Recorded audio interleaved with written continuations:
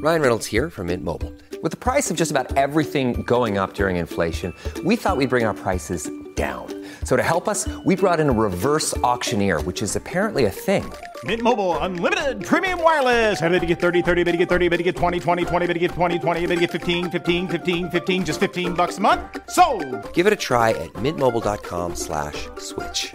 $45 up front for 3 months plus taxes and fees. Promo rate for new customers for limited time. Unlimited more than 40 gigabytes per month. Slows full terms at mintmobile.com. This episode is brought to you by Reese's Peanut Butter Cups. In breaking news, leading scientists worldwide are conducting experiments to determine if Reese's Peanut Butter Cups are the perfect combination of peanut butter and chocolate. However, it appears the study was inconclusive, as the scientists couldn't help but eat all the Reese's. Because when you want something sweet, you can't do better than Reese's. Find Reese's now at a store near you.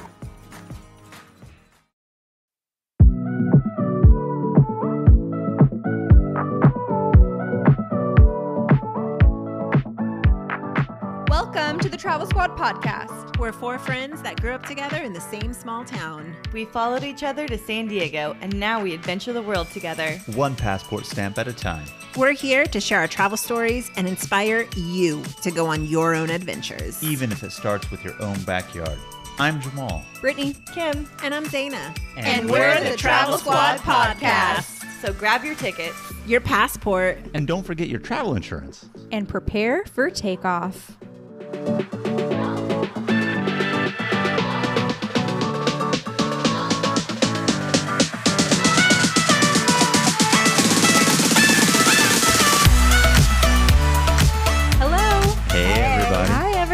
Welcome to episode 17 of the Travel Squad podcast. Today, we're going to talk about what I do best, how to plan a trip, and money-saving techniques during the planning process. Planning a trip is one of the most exciting parts of a trip other than going on it, and it's literally something I live for. There's a lot of research that goes into it though, and you have to do all that research because you want to make sure you get to see and do everything that you want to do, especially because for our trips, we only have a short amount of time and we have to jam pack everything in there, even if you're sick and struggling with a cold like I am today. So if you hear me cough or anything, just, don't mind me. Exciting information, guys. We are actually going through the trip planning process right now because we're planning our trip to Lebanon and Dubai in January 2020. So we thought this is going to be the perfect episode because we're documenting what we do to bring it to you so you can be a trip planning, money-saving ninja. Ooh, ninja. So in this episode, we're going to take you through the planning process step by step as we do it ourselves to hopefully give you guys tips and advice on how to plan accordingly and how to save money doing it. So what is the first step to plan a trip? Most important is pick where you're going. Pick a destination. Yeah, I guess you'll probably need that. Can't have a trip without a place to go. So how we pick our destinations, well, there's many different ways, but we all have our own bucket lists. And I mean, everyone has a bucket list. You see a waterfall on Instagram, or your friend tells you about this hike they did in New Zealand, or whatever it is, you have your own list in the back of your mind. I feel like between the four of us, we all start throwing out ideas, and whatever we ooh and ah at the most is typically what we do next. I think I DM you guys on Instagram like random pictures I see all the time. Like, let's go here, let's go here. Sometimes I just ignore those because they're just outrageous. Hey. I'm kidding. And sometimes we ooh and ah at prices instead of locations.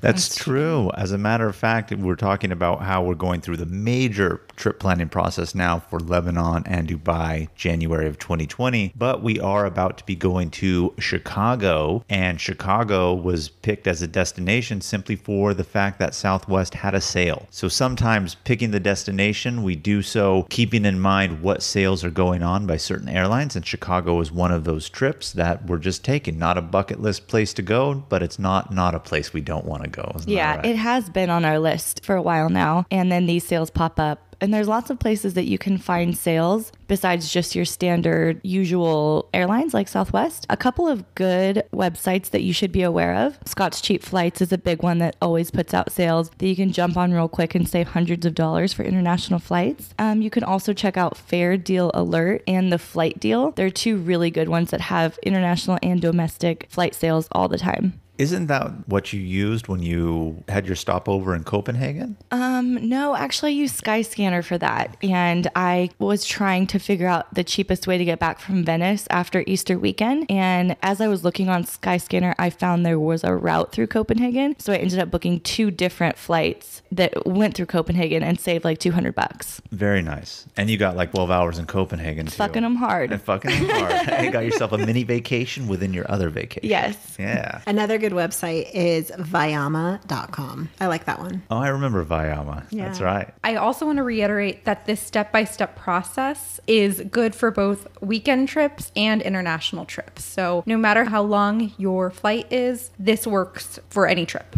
Step 2, pick your travel dates. This one's definitely important, and I feel it also correlates with the pick your destination, because sometimes we want to go a lot of places, but there's certain times of the year where it's a popular place and that's the tourist season for it, and it's going to be more expensive. So if you can, picking the travel dates around non-peak season times will definitely save you money in terms of airfare, less crowds. But I think that picking your destination and your travel dates definitely go hand in hand. Yeah, it's kind of like chicken or the egg. Which one do you do first? And you could do either one first, depending on what you find. The most important thing about picking your travel dates, other than when you can actually go, if you are flexible, depending on the place that you're going to go, know the weather at the time that you're planning to go. So to tie this back to our trip planning process now for January 2020, which again is Lebanon and Dubai. Lebanon during the summer is very, very humid. And that's someplace that we definitely want to avoid because of the humidity.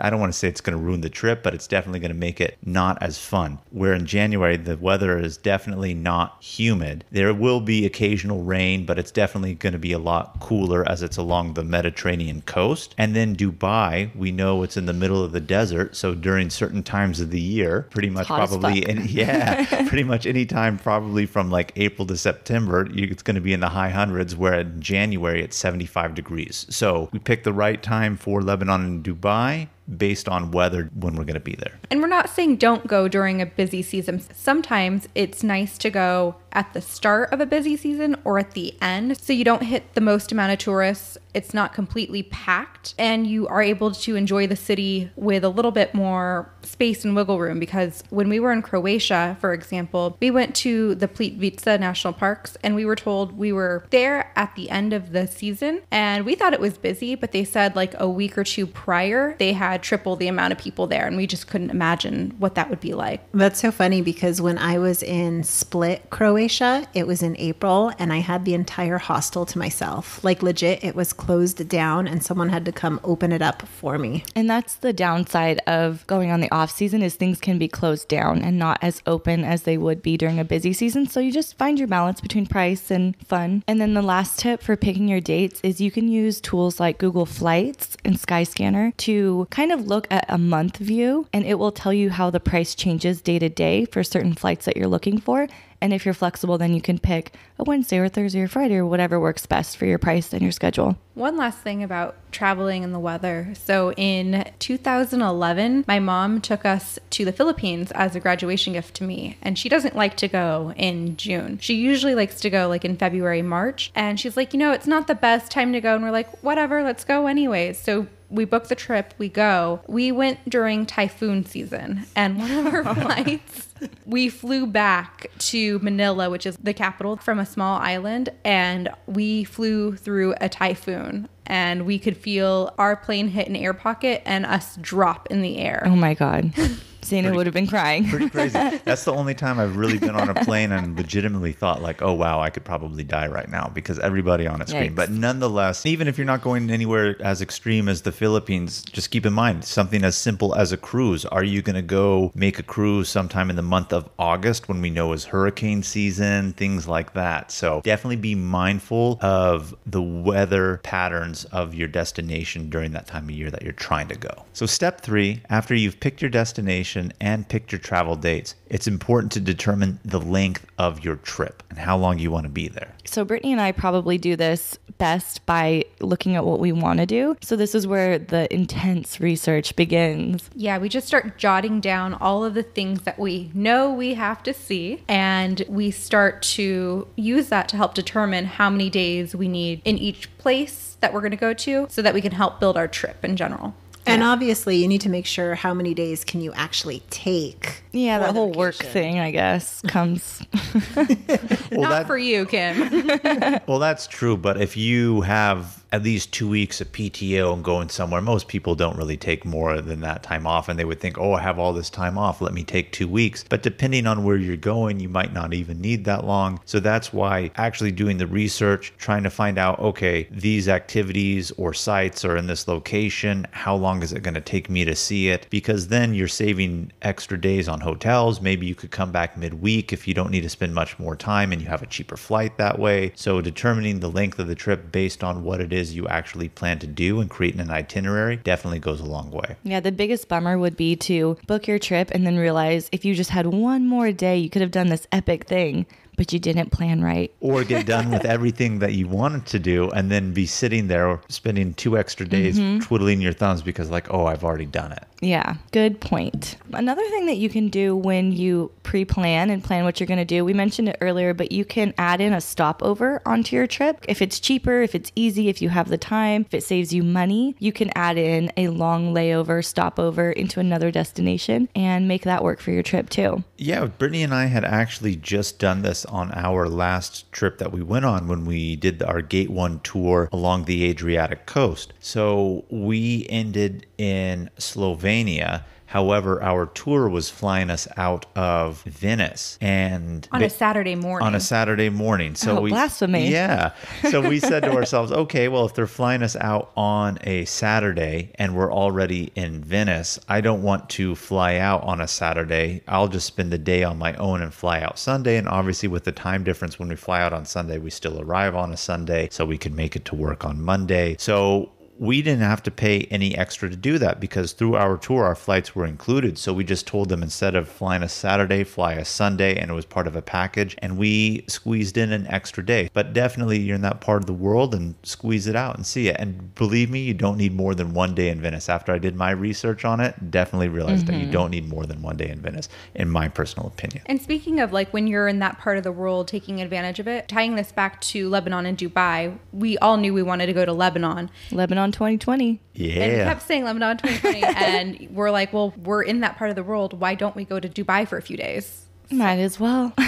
Absolutely. And how much were the flights from Lebanon to Dubai? $100. $99. Yes, $100. Save that $1. Yeah. So not bad at all. So, you know, if you're in that part of the world or somewhere close and you want to do somewhere else, definitely look into it and see if you can shorten your length at your original place that you want to be and put in a day or two somewhere else that's close by. So step 4, determine who you're going to travel with. I don't really like traveling with you guys anymore. I've come to that conclusion, huh? The squad's breaking up. This is the last episode ever. Yeah. No, it's Yeah, right. not. We're actually going to Chicago this weekend.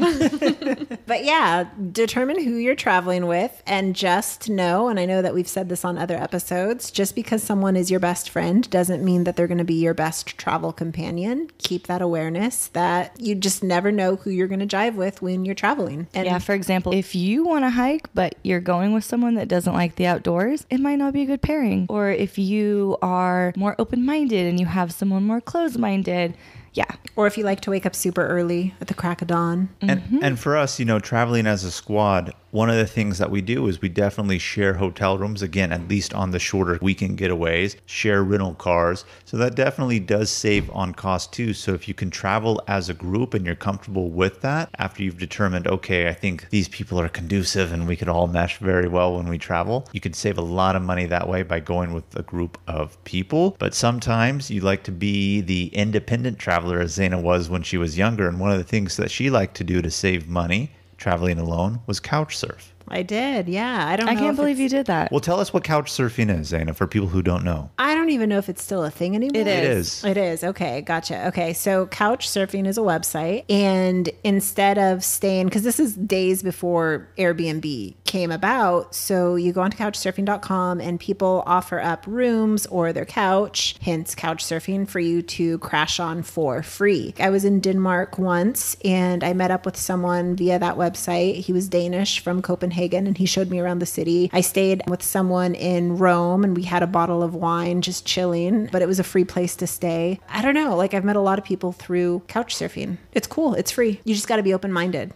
And so you're not traveling with somebody, but you're sharing your experience with a local to an extent. And I remember you telling me a lot of them gave you good tips and advice of what to do in the city, where to go to legitimately eat. So if you're traveling with a group of people, you can't do it. But if you're the independent traveler and don't want a hostel, that's a good thing to do, is do the couch surfing. Exactly. Did you ever feel unsafe? I always felt safe. It was always a really good time for me. So I appreciate the experiences that I've had. So yeah, I encourage it. Under the topic of determine who you're traveling with, I'm always bouncing around in my mind, like, should this trip be with just Jamal? Should this trip be with the squad? Should we add family to the trip? So I'm constantly trying to like make a balance of who I'm traveling with. Yeah, because as much as I love traveling with the squad, you know, sometimes I was joking when I said that earlier, Kim. I would hope you would know that. I just can't imagine why you would ever want to go on a trip without me. I'm so we have fun. so much fun. Well, sometimes I enjoy spending time with my wife alone. I hate to say that, but that's reality. You guys do that every day. But vacation is a little bit different. But no, I agree with Brittany's sentiment on that. But nonetheless, after you determine who you're going to be traveling with, the next step, step 5, is plan a rough draft of your daily itinerary and how to get around. This part, I love this part. Yeah. Me too. And I just want to say, before we go too far into step 5, I want to say how it connects to step 3, which is determine the length of your trip. So when you do your rough draft, this is where you see, okay, this is what I want to do. This is how far everything is. And you can more plan accordingly too on the amount of time, and just double check and make sure that what you chose for your time is correct, or if you need more or less. Yeah, we have that list of things we want to do, and then you have to figure out how to get to those things. So on domestic trips, we do rent a car often, but on international trips, hardly ever or never. So you have to figure out public transportation, what the times it is that they come, how long it's going to take you to get there, to figure out what you can even accomplish in a single day. Yes, I actually have a pro tip for this portion. Ooh, please tell us. Yeah. So, for example, for Japan, I went on to a travel website that does the guided tours, and I pulled their highlights. Ooh. And Smart. Yeah. yeah, I pulled their highlights. And so I figured when you go on those guided tours, they take you to the must-sees, the highlights of the city. So I just made a list of all of those and just checked into them myself. And the hotels too. Yes. And so that helped me plan my daily itinerary a lot better. Nice. And one thing that I just want to say is that if you are going with a group,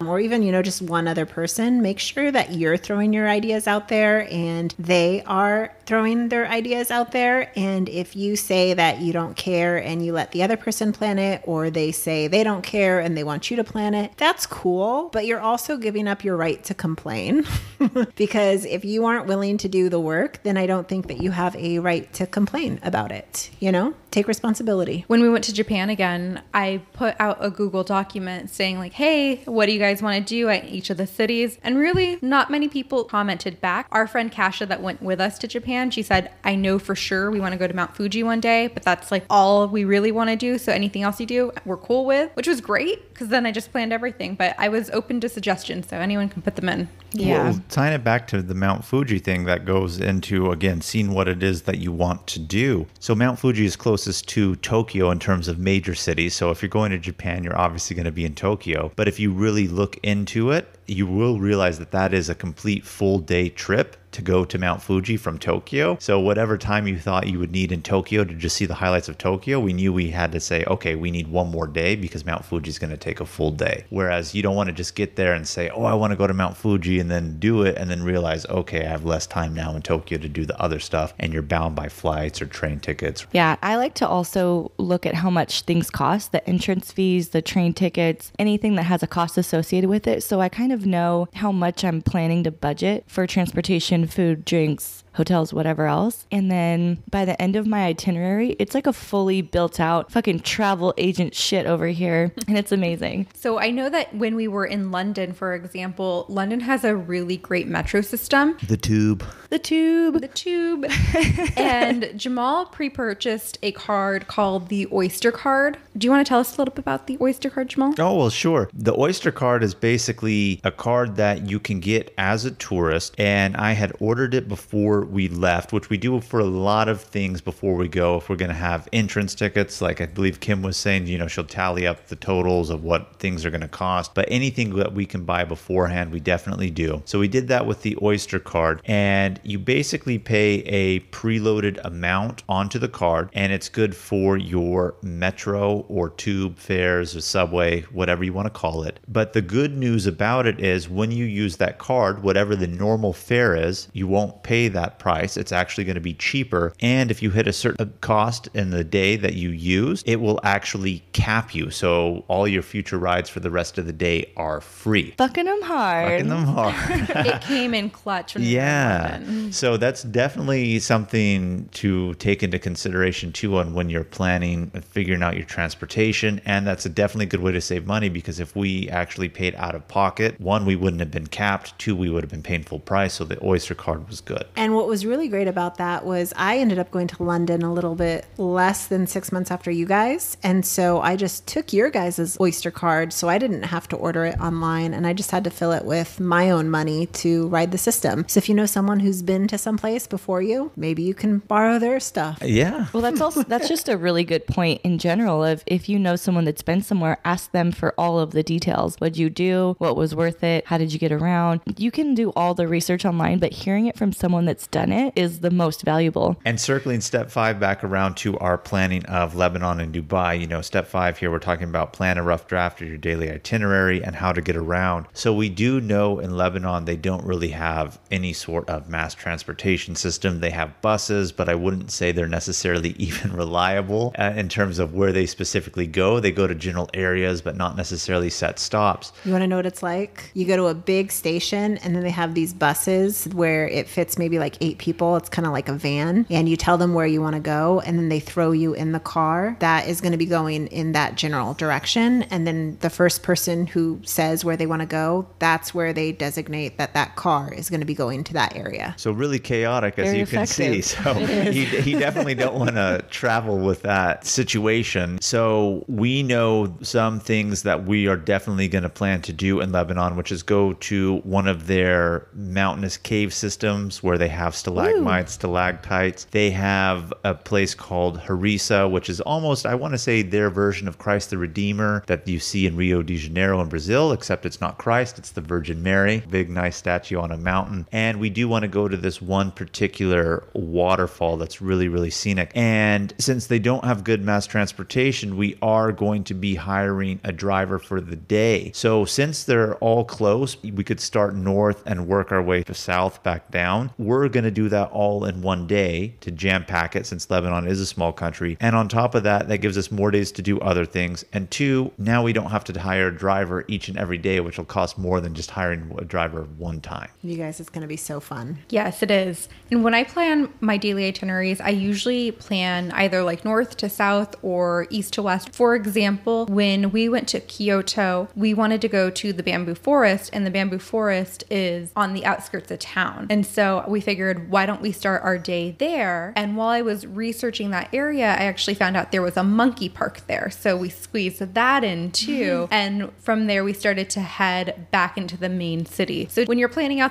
your day, think about time frames, think about locations where things are so you can get the most out of your day as well. Because in Kyoto, they only had a bus system. Well, they did have a 2-line metro, but it wasn't very effective. So you have to think like, how long is it going to take me to travel on bus all day between destinations and whatnot? Versus in Tokyo, they have a amazing metro system. So no matter where you go, you can get there very, very quickly, and you don't have to worry about time frames so much. And in Tokyo, they had a 3-day metro pass. So anytime you go go to a new area, find out to see if they have deals for tourists, because sometimes they have 24-hour bus pass or metro pass at a discounted rate that you can get. So Mom and Dad, have you looked up the rail system in Chicago? Partially. You still have a couple days. Partially, yes. We have looked it up, but we haven't done it extensively for basically one reason in particular. Where we're staying is pretty close to downtown, not necessarily walkable, but we only need to take one line into downtown from where we're going to be going. And that's pretty much the cluster of where we're going to be staying. And then on top of that, we are going to be going to Indiana Dunes National Park. So we're going to rent a car one day and drive. So I don't think we're going to be using the metro as much. And that's why we haven't really looked into Chicago too much in terms of their system or anything. But I've been looking into Dubai, as a matter of fact, seeing where their metro system goes from the airport. And we're talking about staying at Atlantis, the Palm out there. Where, what do you mean talking about staying there? We are staying there. Let's put it that. I'm saying talking about because two people, I won't say who, haven't booked their hotel yet. Who could that be? Yeah, even though Brittany and I have. But that's what I mean by that. But nonetheless, the metro doesn't go out to the Palm. They have a monorail. So I've already started to kind of look into that, figure out, is it worth it to take the mass transit, the taxis, doing the research to figure out cost of taxis. One tip that I've learned, they have Uber out there in Dubai, but Uber's more expensive than the taxis. Can you believe that? Wow, so not even going to bother to take an Uber. That's a good tip, Jamal. Yeah.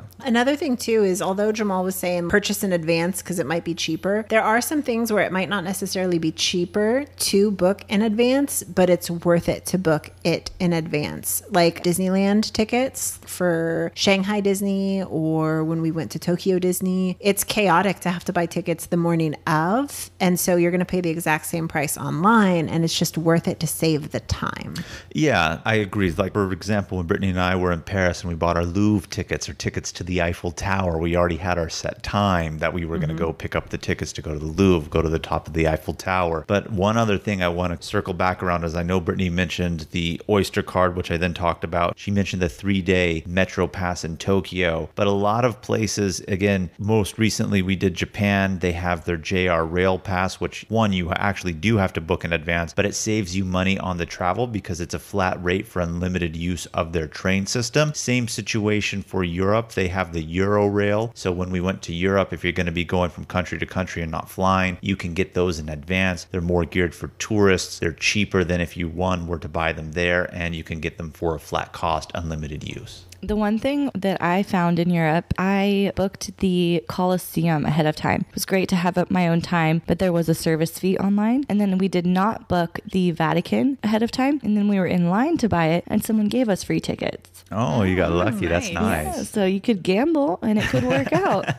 Worked out for you on that one, though, yeah? So step 6, book lodging based on the area that's most accessible to get around. Or has the coolest vibe. That's important. That's such a Kim thing to say, but I say that with love.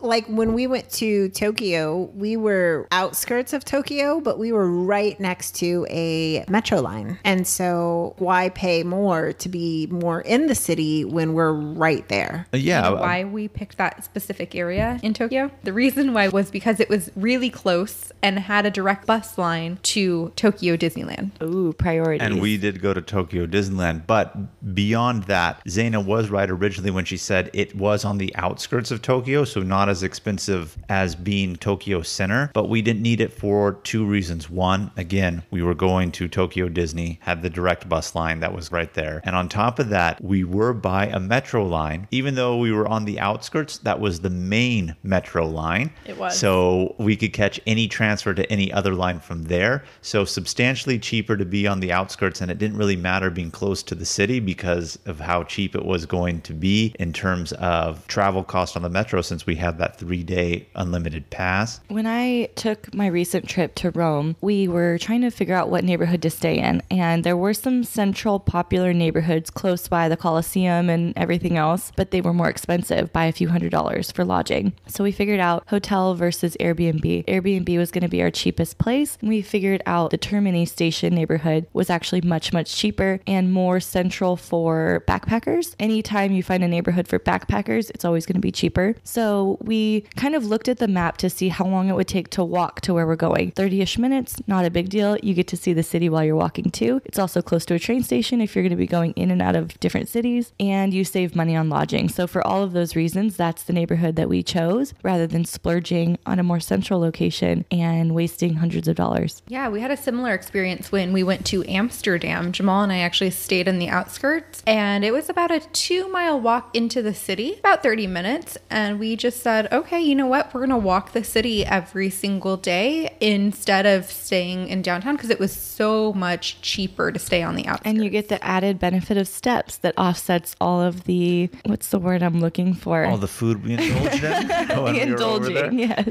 No, yeah. But it really worked well for Amsterdam because, one, it's a walkable city. It's a city made to be walked in or biked in. They love their bikes in the Netherlands. But nonetheless, we did walk it. And in Amsterdam, just as well, staying on the outskirts saves you a lot of money. And by a lot, I mean it was at least half the price, maybe even a little bit more off than that if we were going to stay any closer. But they don't really have a metro. They have a above ground light rail, but that's a lot closer to the central rings of downtown. So we didn't even really have access to that. But nonetheless, saved a lot of money, walked the city. It's an experience in and of itself. And then as you're also trying to figure out where to stay, like I said before, look into your options for lodging. There's hostels, there's hotels, there's Airbnb. Couch surfing. And depending on the destination you're going to, may be more equipped for one or the other. For example, Dubai, we're not going to stay in an Airbnb. We're going to stay in a resort. Whereas, like I said, for Italy, we stayed in Airbnbs the whole time. So let's just see what's out there and see what's best for you. Another thing to keep in mind too is if you have family in the area, be open to staying with them for a few days. It will save on hotel costs. You don't have to stay with them for the entire amount of time, of course, if you can't stand to stay with them for the entire amount of time. We all love our families. But it's, it's an option to see them and have time with them and experience life like they would in that city, but also save money while you're doing it. We'll be staying with your sister in Dallas coming up pretty soon, actually. We are. We're staying 2 nights with my sister and 1 night in Arkansas on our trip to Hot Springs National Park. And when we're in Lebanon, we're actually staying with Jamal and Zeina's cousin. Well, he gave us his flat to stay in while we're there. Preemptive shout out. Thanks, Waleed. Yeah. Thanks, Waleed. Thank you. And then another tip too is if you're going someplace, if you know anyone there, it doesn't even have to be family. Maybe you went to high school with this person and you just briefly know them. No, but seriously, reach out and just let them know that, hey, I'm going to be in the area. It'd be cool to meet up with you. Is there anything that you can recommend? Because people want to help you out and you never know what's going to happen. I've got a lot of crazy stories about that, but this isn't the time and place. Any last thoughts on step 6, ladies? Nope, we got our lodging booked. Let's move on. Step 7. Book the extras. What are the extras? 1, rental car. 2, museums, attractions. 3, Viator. Tours, excursions, activities. Viator was my definite go-to for tours and activities in other cities. I found that to be pretty solid across the globe. Yeah, I love it. I'm looking at some for Lebanon to go out to Baalbek because that's pretty far out there. And, I don't want to rent a car. I'd rather much go to that place on a guided tour and actually get the historical lecture. And the free lunch that comes with it. Yeah. Going back to the book extras, rental car, depending on where you're going, you might not need it, especially if you're in a city like London, Paris, Tokyo, New York, where they have a good subway, metro system, mass transportation. You're definitely not going to need it. But any place here in the United States, more often than not, you're going to need a rental car. So we definitely do that. And I just want to circle back around to a tip that we had given in one of our other episodes, episode 4, which was how to travel more often. We gave a little tip about when we rent cars, when it becomes a week before our travel date, we'll relook at the prices, and definitely a lot of times we'll find it cheaper. And after we had that episode air, one of our listeners actually told us, wow, I actually saved $50 by doing that. So that's something that we still do to this day, is look at the rental cars. So we're going to be coming to Chicago here pretty soon. Believe me, tonight or tomorrow, we're going to relook to make sure the rental car is not cheaper and save some more money that way. Are we renting a car in Chicago? Yeah, to get to Indiana Sand Dunes. Dunes National Park because it's in Indiana. We have talked about this several times. I'm sorry. Yes. You know what I discovered through my research? That we're going to Indiana? Yes, that's true. I did. But also, it's called Indiana Dunes National Park, not Indiana Sand Dunes. Well, thank you for correcting me. I keep saying sand dunes because they are sand dunes on Lake Michigan. Hey, pop quiz, guys. Anyone but Jamal. What's the capital of Indiana? Indianapolis. Good job. So hard of a question. I didn't know it. That's okay. What's the capital of Illinois? Moving on. I'm not good with my capital. Springfield. Yeah. So as Zeina was saying earlier, you can book a lot of tickets online, and it may not be cheaper in price, but it does give you the convenience of not having to wait in the line to buy the ticket. Time is money. Time is money. I remember going to the Louvre and there was a huge line just to get the tickets and then another line to enter the museum. And we had a special entrance because we had purchased our ticket online. Or how about when we were in Japan at Disneyland and we already had our tickets and Kasha and Ryan had to go buy theirs. And so we went ahead and they had to plan on catching up with us. Ooh, Kasha, if you're listening, take this tip. We love you, girl. But Buy those tickets in advance. Same thing happened in China too. They bought their tickets in line there, but we saved their spot in line for them. we did. That's what travel buddies are for. Yeah. But like I said earlier, and Brittany just mentioned, we did it when we bought tickets to the Louvre, Eiffel Tower, Disneyland, as we're talking about. But anything that you want to do, if it has an entrance fee, see if you can buy the ticket online. Doesn't matter what it is. Kim said, time is money. Save yourself time. And if you plan your trip far enough in advance, yes, it's still an expense of the trip, but you're not spending that money all at once. So it definitely makes the trip feel and seem more affordable that way. And some tours do sell out in advance. So if you're waiting till the last minute, there's a chance that a tour or an attraction can sell out and you're not able to do it if you don't buy it in advance. Yeah, I remember my supervisor, she went to Antelope Canyon and on the way there, she texted me if she needs to get tickets in advance. And I was like, book online, girl, book online. And so her and her family were separated because it was sold out. Yeah. Oh, that's a bummer. So one other tip too, if you're traveling with a group, have one person buy tickets for your attraction so that you guys can stick together, because sometimes tours do sell out and you are separated. If you book together as a group, you're more likely to be put together. More likely to be put together, and depending on how many people in your group, you may get a mass discount because they do group discounts. Not that I don't think we ever get any for 4 or more, but So we're now accepting applications to grow the squad yeah. for that discount. No, but again, our upcoming trip that we keep talking about to Chicago, we did that for our riverboat tour or the architecture tour throughout downtown because they have 2 tours at the same time leaving from different docks. So we said to ourselves, wow, if Brittany and I buy our tickets together and Kim and Zeina buy theirs separately, who's to say we're going to be on the same boat? Because they could be buying for the same time, but be put on the different boat. I truly bought it for the 4 of us because I don't trust Zeina and Kim to go online and buy Whoa. and buy their own tickets and be like texting me separately. Which dock did you guys say?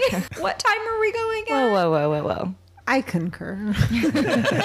There's also rooftop bars that you have to think about in every city you go to. Everyone or just you? I mean, I'll do that. That's my part in this squad. I own that, okay? And I got you guys' back. I know, I'm glad you do because you know what? I always enjoy the experience when we hit up a rooftop bar. If Kim wasn't here to pressure me to be a rooftop bar person, I wouldn't be a rooftop bar person. But I am because Kim loves it and she's part of the squad. As long as they have Moscow mules and pina coladas, and I'm a big fan of fireball shots. Whoa. And Ew. really? Oh my Pretty God. soon she's going to say, give me the Jaeger. Oh, God. Oh my God. I remember when I used to down those Jaegers. Just give me an old fashioned. I'll be happy. It's classy at a rooftop bar. You want to be classy at a rooftop bar, Zeina. Kim, what is Moscow your mules. favorite rooftop bar that you've ever been to? Ooh, good question. Stumped me here. I love them all so We're waiting with the much. suspense. But I would probably say the Americana building in Mexico City because it was cheap and I love that. And the view, the 360 view and the view from the bathroom was just so good. You know, it was really fun, but I vaguely remember this was on St. Patty's Day when we were in Cuba and we were at the club with the cannons and they had a roof. And they didn't have a bar on there, but they had a roof. And I remember going to the top and taking pictures. We had drinks on the roof though. We did. And it was was a really, like I said, it's vaguely in my mind, but it was a good time. We are planning to hit up 2 rooftop bars in Chicago at a minimum. Minimum 2 per city. Chicago, look out. We're coming. So once you have all of your activities and tickets booked, then you have to start saving. And that is next step, step 8. Save. And it's our last step. Oh, our last step. So I mentioned before, I like to kind of note how much things are going to cost. If I haven't pre-purchased them, things like transportation, activities, even food, I like to estimate, okay, a drink's about $5. I'm probably going to have about 20 a day. So that comes out. About $100 in drinks. No, I'm kidding. Maybe. But yeah, so then I have an estimate. I know about how much I should bring to kind of figure how much I should budget for, plan for, and not have any surprises at the end of the trip. Kim, if you were looking to do 20 drinks a day, you should have gone to Africa, man. Wouldn't be spending more than $20. Damn it, Africa. I'll never live that down.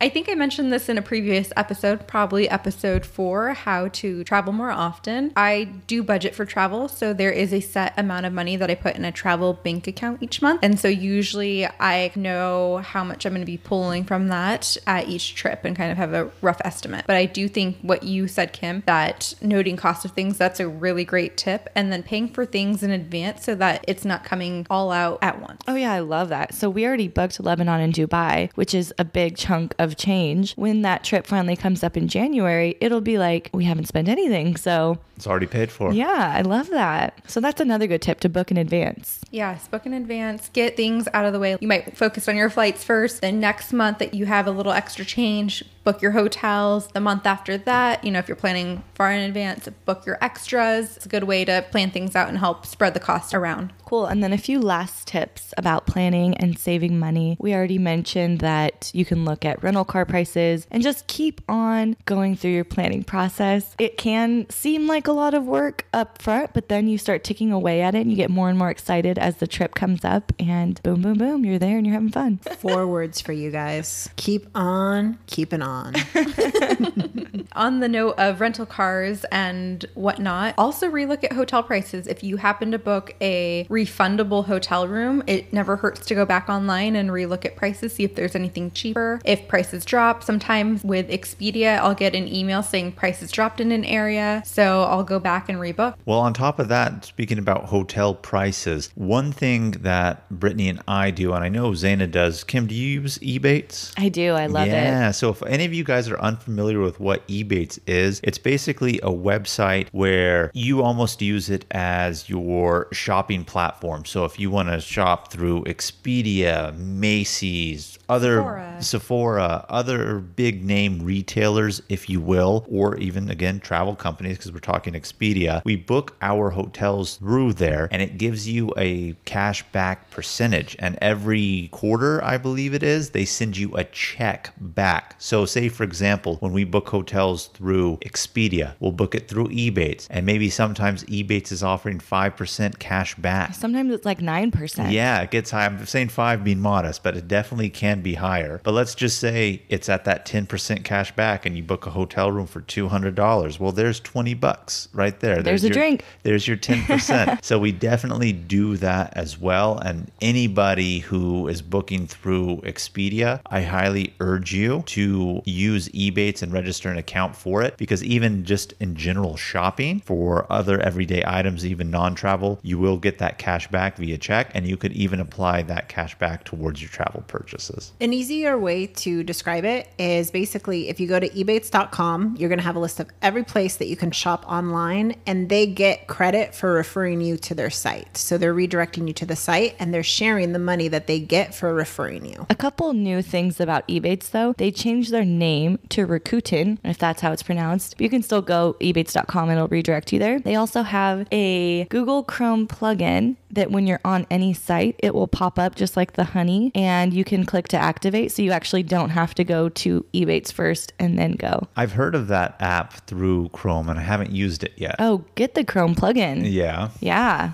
Definitely will do. I was just looking on Expedia today for a Miami hotel, and it popped up saying activate. Nice. And another last thing to keep in mind, I know I speak for all of us when we say we love Southwest, just because of the low fares that they do have, and the snacks.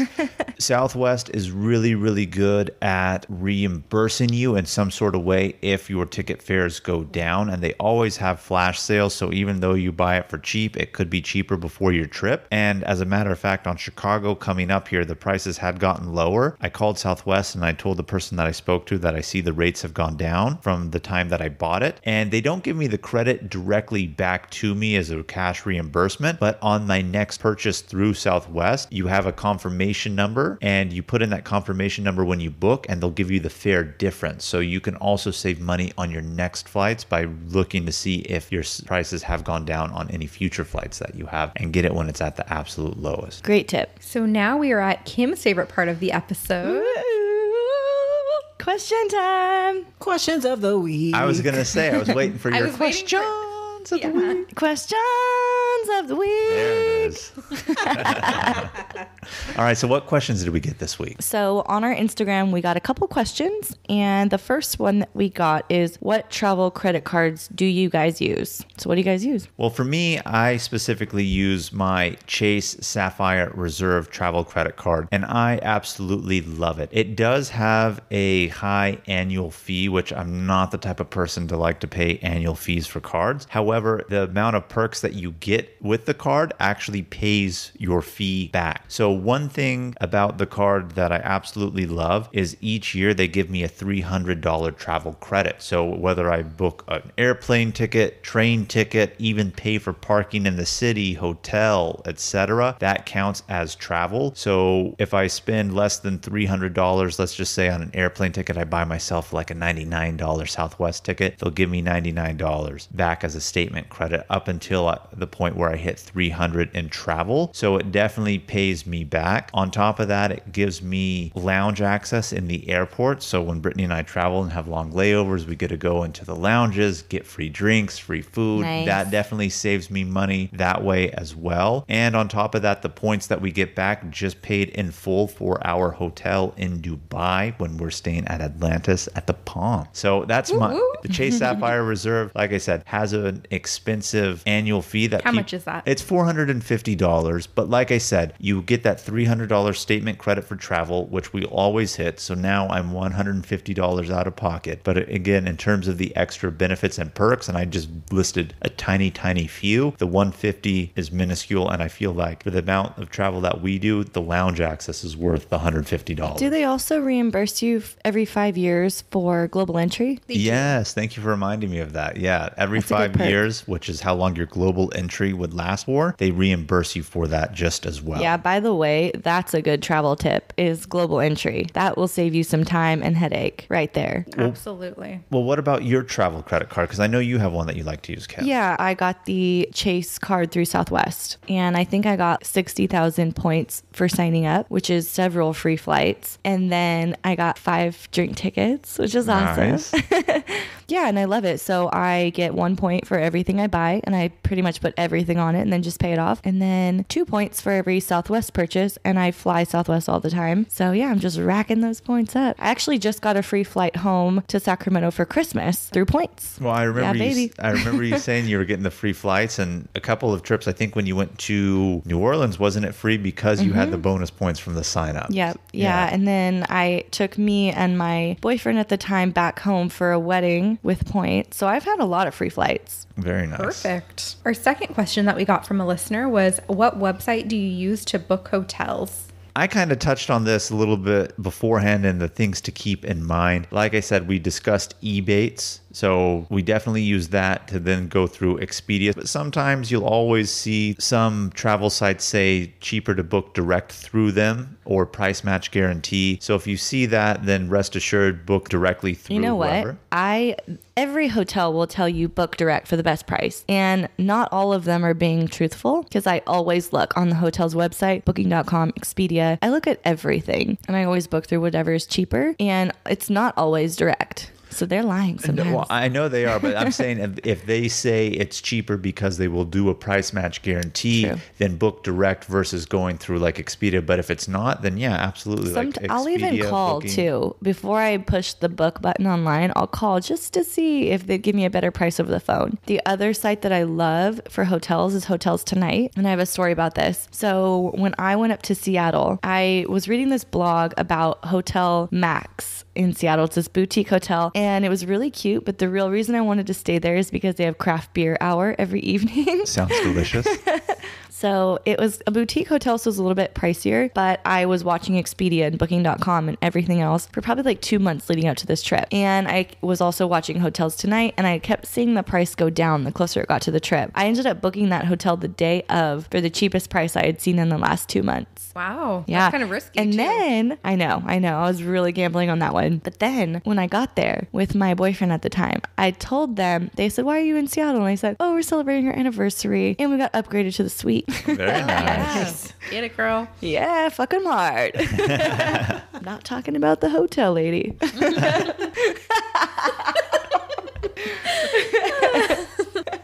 All right. Any last thoughts about how to plan a trip, how to save money doing it, or how to even save money on your trip? Anything? I think my final thought is to be mindful and plan trips far in advance to give yourself the most time and the best prices. And the most options. Just do it. Get over any of the excuses, any of the reasons why you can't. You're the only one holding yourself back. Push through it. Just do it. Start planning. I want to just circle back around to what Brittany said earlier and just reiterate this advice that she gave, which was if you're going to do a trip on your own, look at a travel company's website and actually see what they have listed as the highlights or hotels and things like that and choose that way and see how long they actually have for their tours in those locations as well, because that'll be a good frame of reference for you to use in planning your own trip. I think that's a really, really good advice, and it definitely came in handy when we were doing Japan, that's for sure. Yeah, absolutely. All right, guys. Well, thank you so much for tuning in this week and listening to this episode about how to travel, plan a trip, and save money along the way. We hope that you learned tons of tips about how to make it more affordable for you. Please subscribe to our podcast, leave a review, and tune in every Travel Tuesday for new episodes. And if you aren't already, be sure to follow us on Instagram at Travel Squad Podcast. Pack your bags and stay tuned for next week's episode, the Windy City of Chicago. Ooh, Chi-Town. We're talking all about it this episode too. Bye, guys. Bye.